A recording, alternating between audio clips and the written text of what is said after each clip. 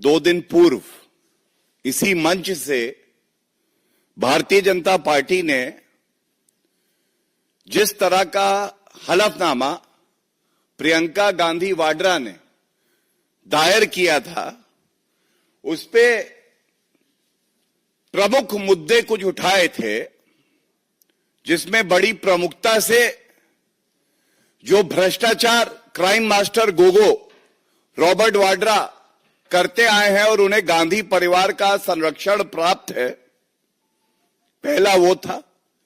दूसरा, वो हलफनामा कम था, भ्रष्टाचार का कबूलनामा ज्यादा था गांधी परिवार का।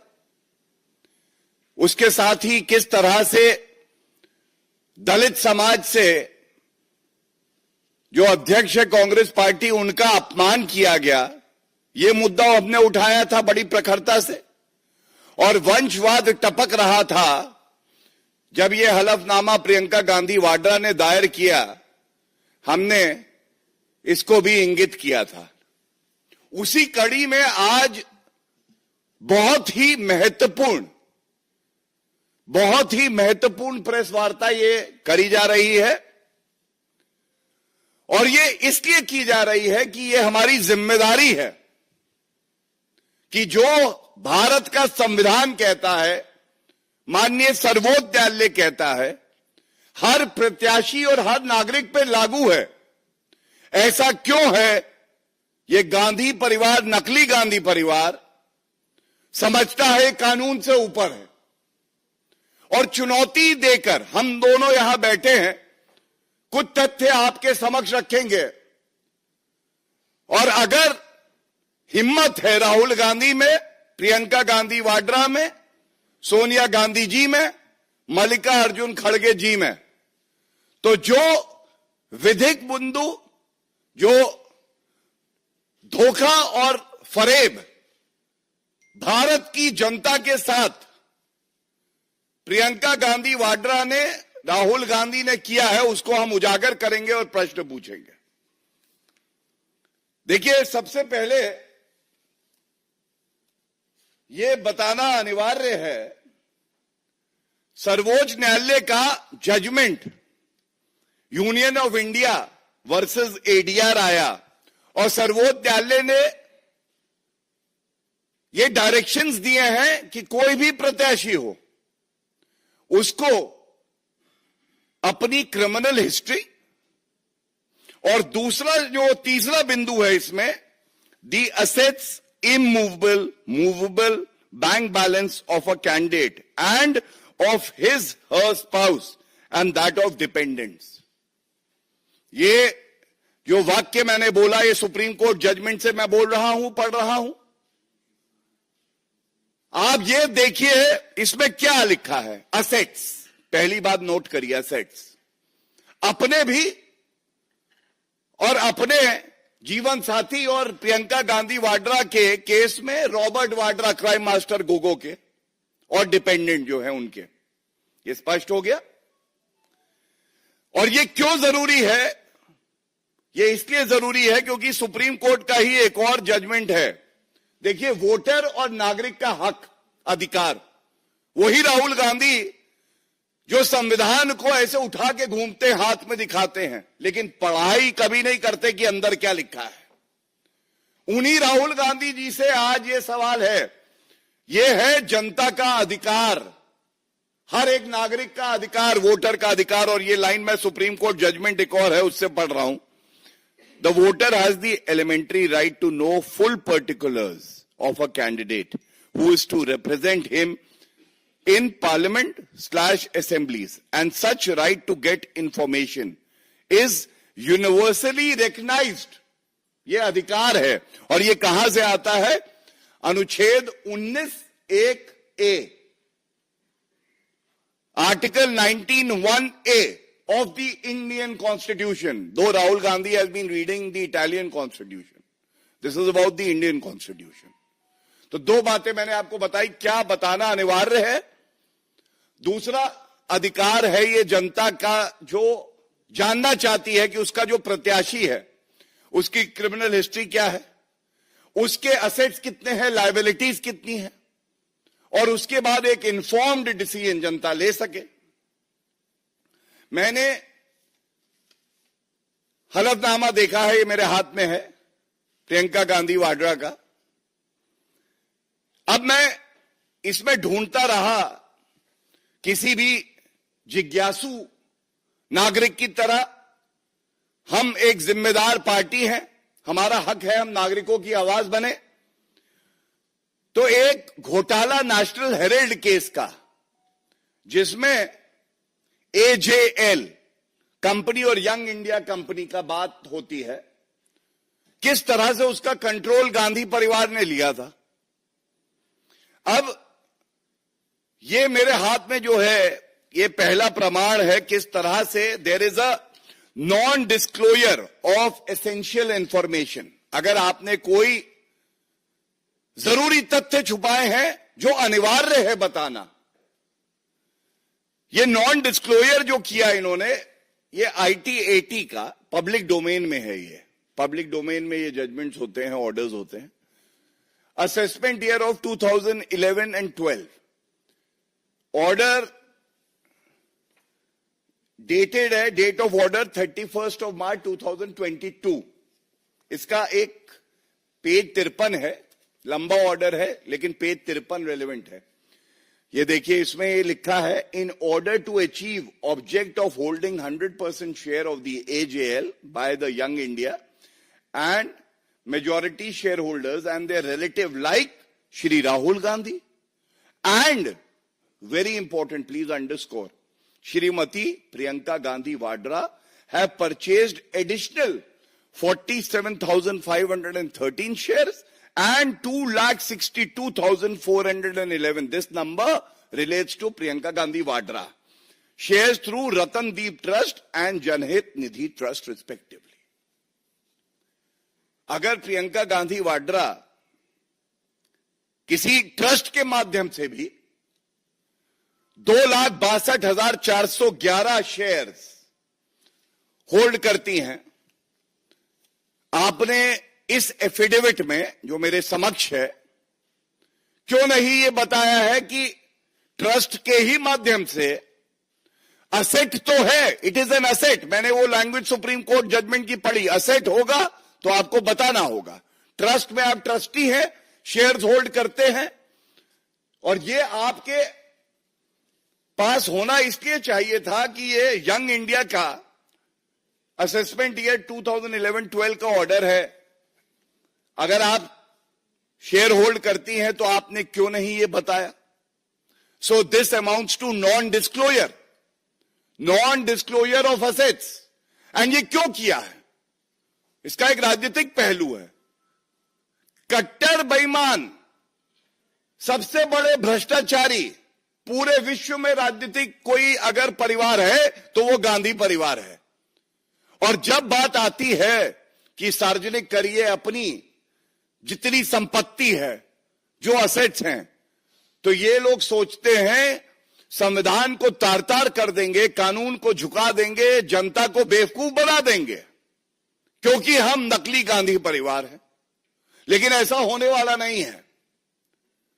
लाखों लाखों ऐसे नागरिक हैं जो सजग हैं, वो लोकतंत्र के प्रहरी हैं, और उन्होंने ही ये मुद्दे तमाम प्लेटफॉर्म पे उठाए हैं। तो मैंने जो पहला सवाल उठाया, इसका पूरा पूरा विस्तृत वर्णन प्रियंका गांधी वाड्रा ने क्यों नहीं किया है। और अगर वो कहती हैं कि जो जानकारी हम इस प्लेटफॉर्म से दे रहे हैं, तो उनको यह अधिकार है कि वो एक प्रेस वार्ता करके इस बिंदु पे उत्तर दें और जनता को बताएं, क्योंकि ये जनता पूछ रही है। दूसरी बड़ी बात है, जैसा मैंने कहा कि जो आपके स्पाउस होंगे, पतिदेव होंगे, इस केस में crime master Gogo Robert Vadra लूट खसोट करने के लिए, कमीशन खोरी करने के लिए, किसानों की जमीन हड़पने के लिए वो जाने जाते हैं। तो मैं एक और बात कहूंगा, देखिए, और ये मैं मार्क करके लाया हूं जिससे कि आप, चौथा स्तंभ है लोकतंत्र का, इसको पुरजोर तरीके से उठाएं और पूछें। डिस्क्लोजर क्या है? डिस्क्लोजर है स्पाउस का कॉलम है ये पूरा, उसमें लिखा है personal loans advance given to any person और entity including firm, company, trust etcetera and other receivables from debtors and the amount और balance in LLP as partner as on 30th of September 2024.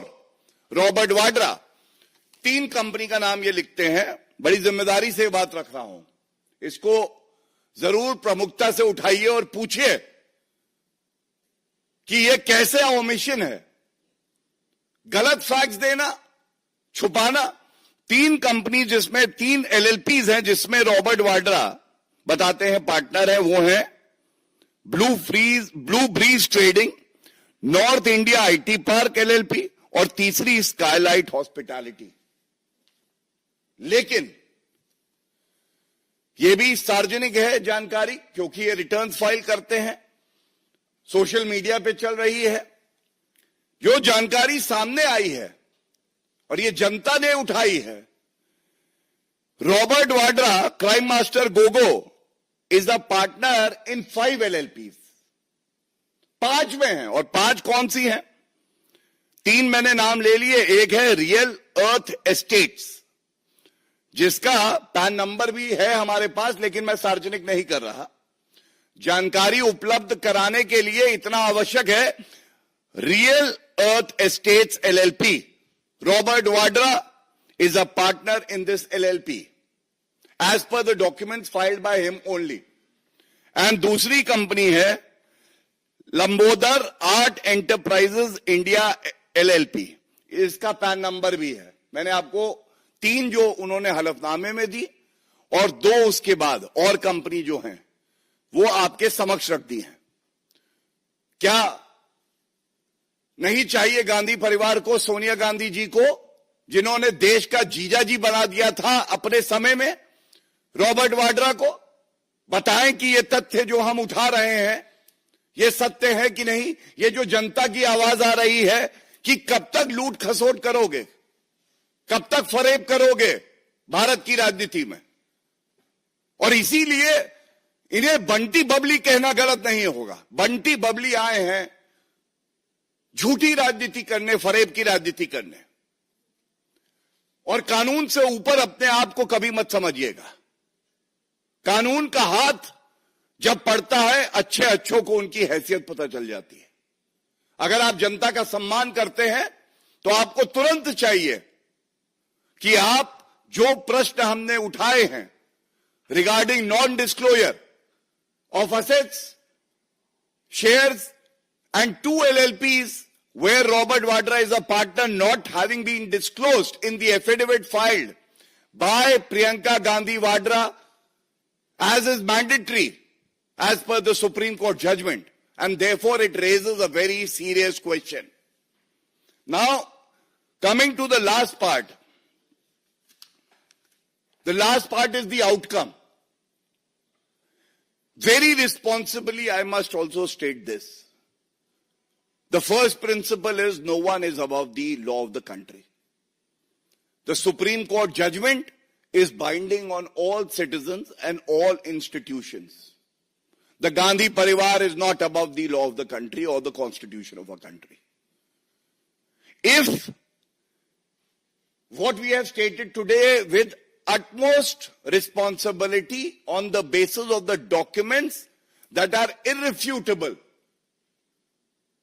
the outcome can be only one. ये बिल्कुल स्पष्ट हो गया है कि कोई अगर झूठी गलत जानकारी अपने हलफनामे में देता है तो उसको कोई हक नहीं है कि वो चुनाव लड़ सके। केवल एक ही निष्कर्ष है, एंड दिस इज सीरियस। ये इसलिए बहुत गंभीर है क्योंकि ये गुमा किसी को नहीं होना चाहिए कि हम कानून से खिलवाड़ करेंगे, हम जनता को मूर्ख समझेंगे।